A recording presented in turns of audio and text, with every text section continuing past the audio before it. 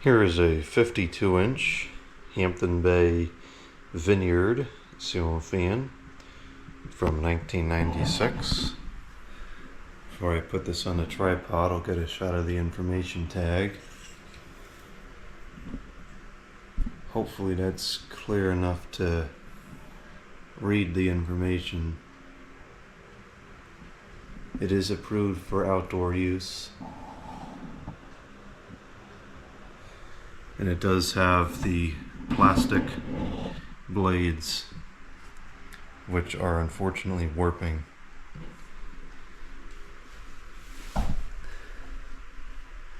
Now this is installed here in the kitchen, and it looks very nice here in the kitchen. And the lighting here is not ideal. Try to get this to hold. There we go. So this is, it's a green finish on the irons with, it's like a kind of a dark cream color on the motor housing. And I don't know what the color of the blades originally would have been. I've tried to clean these blades pretty aggressively. I don't know if you can see on the video, but on the very tips here where I was scrubbing it, it's become a lot lighter. So I don't know if these blades were originally white and they have simply yellowed and now ironically match the finish of the housing and look pretty good, or if they were originally like a imitation bleached oak type thing. They have the wood grain texture to them. These blades very much remind me of those that are on the Emerson blender fans. But those, of course, I guess were better quality because these blades are warped. I never have seen the warped Emerson heat gun. I shouldn't say warped, they're just drooping. And it's not the irons. The irons are straight. It's the blades. I don't know if that can be fixed. It's pretty hard to unwarp ceiling fan blades, especially when you're working with non-standard blade material like this. You don't know how it's going to respond. Some people have said just turn the blades over and see if it unwarps. I suppose I could do that in storage, but you can't do that for use because the blades are not intended to be reversible. It's a different, it's not flat on the other side. So this is a very good fan. These are very powerful. It's in very good condition. This one surfaced on Face Steal All Your Information, Never Give You Any Customer Support book, Marketplace. And it was closer to where Kevin lives than where I am, so he picked it up for me and brought it over. It's in excellent condition. The irons are not scratched up at all, which is pretty rare when you have somebody, some third party that doesn't know anything about fans, take one down, because a lot of people just stack up the irons after disassembly and they usually get all scratched up. But these are in excellent condition, which is great because they're a nice hunter green color or forest green color. Hunter's nothing to do with it. They're a nice forest green color, and it'd be very difficult to restore that. Came with all the original light shade that have like a leaf pattern on them. It's pretty cool. Original chain fobs that are metal. The grapevines on the motor housing. For some reason I just felt like this was going to look tacky when I actually got it up here in the kitchen, but I don't think so at all. I think it looks great. It's a really nice fan.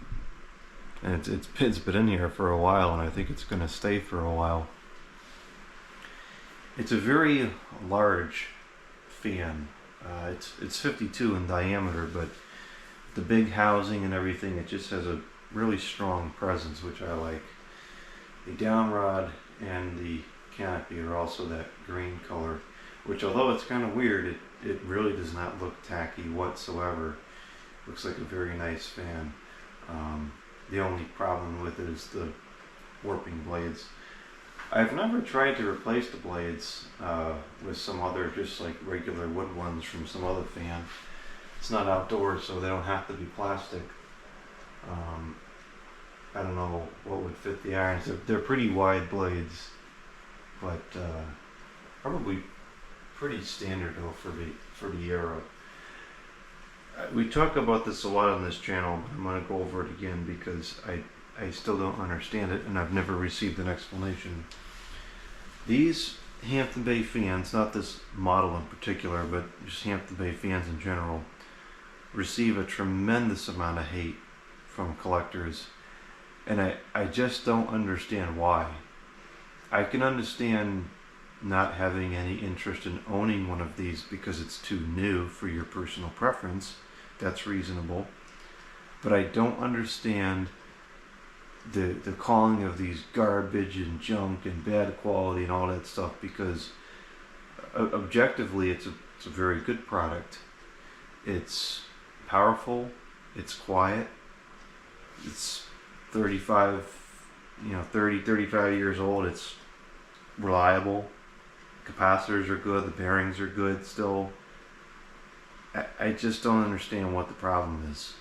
Some of these things, these higher end models, these used 188 by 18, 20, 25 motors in them. They're huge and they're very powerful. This fan is well above average in terms of performance. So with that being said, let's go ahead and turn this thing on. I have in the lights, I have the 3 11-watt incandescent bulbs, and doesn't give a lot of light into the room, but it just is enough light to illuminate the fan, and that's really all that I like to have the fan lights for. It is situated on a 3-speed wall control.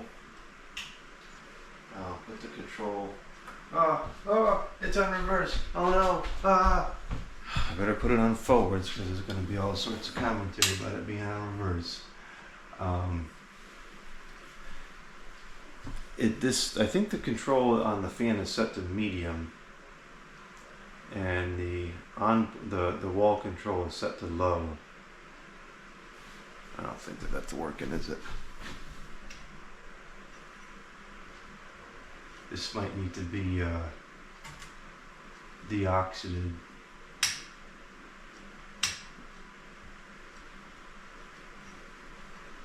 There it goes.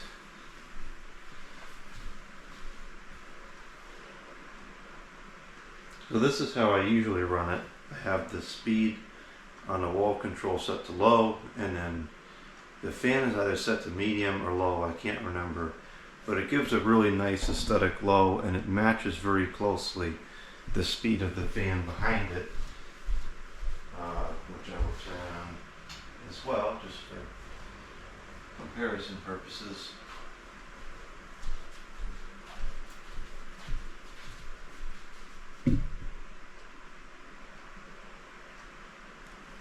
Now I can already feel air movement. It's very, very minimal, but it's detectable. So this is the low speed. I'm pretty sure that this is medium on the chain. Yeah. So that should be off now. I'll bump the control up to high so we can just get the factory speeds. So we'll begin with the factory low.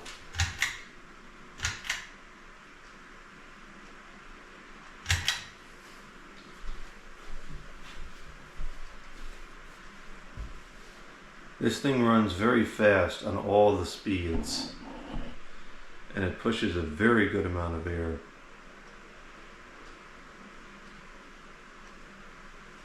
I have another fan running here. I'll turn it off so you can hear how quiet this is.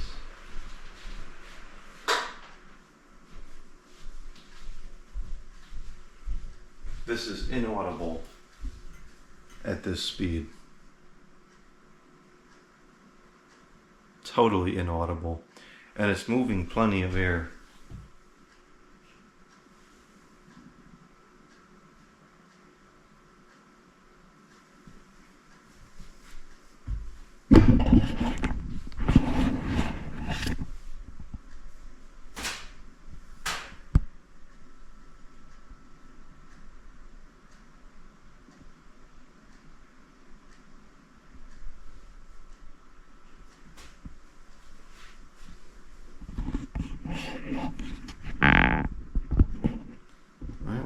to the medium.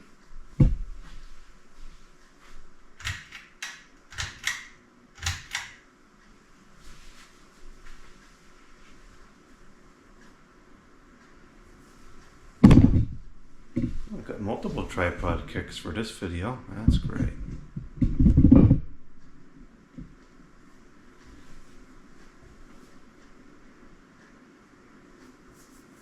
Got a slight wobble to it, but nothing concerning. I did rearrange the ordering of the blades after I put it on, and I was able to eliminate most of the wobble. The irons are generally in clock. I mean, there's a slight variance, but not really enough that I would have expected it to cause much of a problem. The previous owner must have liked the fan to a decent degree, because it does seem like this was taken pretty good care of over the years, especially and including when it was taken down. Yeah, this is already moving a pretty good amount of air. And it's still just about totally inaudible.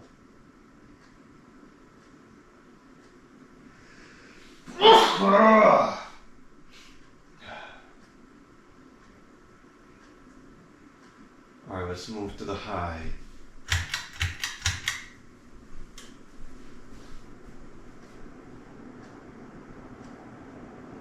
And this goes so fast on high that the blades actually become kind of straight.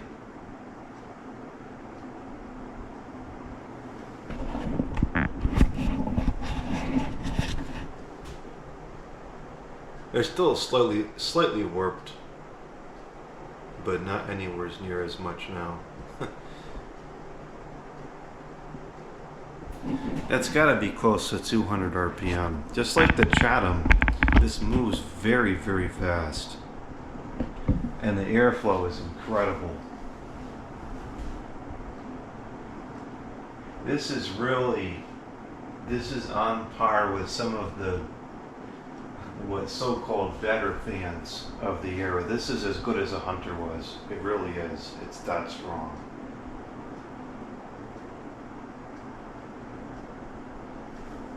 And I already think that these are very good fans, and I have a very high opinion of these.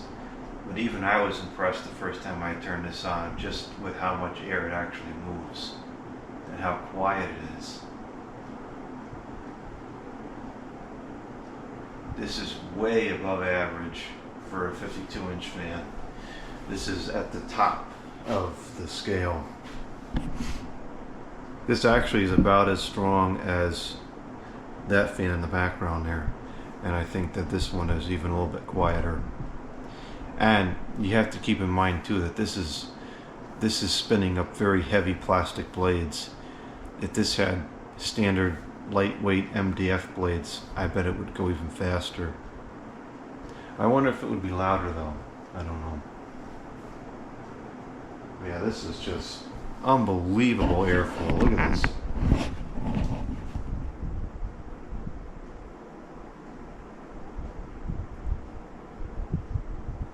Towels, not little piece of paper, toilet paper, thick towels. Whipping around in the breeze.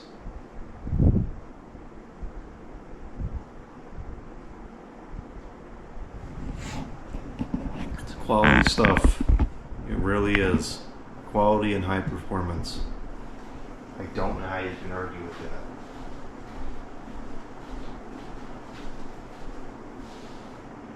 If I go all the way across the room to where the other fan is, I can still feel the air bouncing up off the floor. It's just incredible how much air this moves.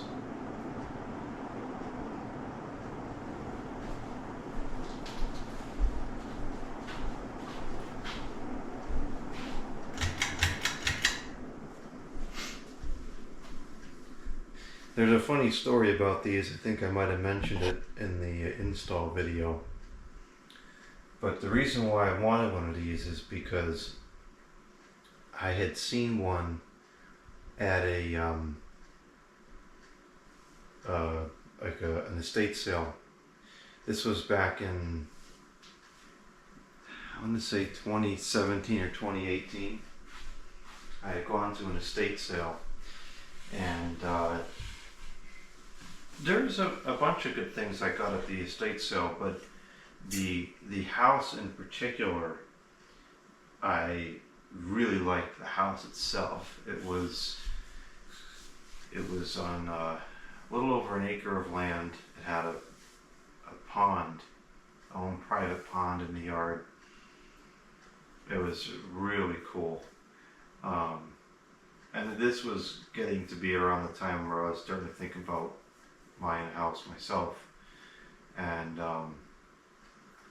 I just had a feeling that the house was getting cleared out to be sold, which I ended up being correct. It did end up selling. But I really developed a fascination with this house because it was just so nice. And I took hundreds of pictures at this sale. And I suppose I should just go through and show a video of these pictures because I'll never own a house. It's been modernized or whatever by the next owner. But the house had a gazebo next to the water. And inside the gazebo was one of these fans. And that was probably one of the first times I had seen it in person. I just thought it was a really nice looking fan. And the sale was on the way to work, and it lasted for a couple of weeks. So of course I had stopped a couple times. And the second time I went back, I was going to ask about taking the fan out of the gazebo. And the gazebo was gone.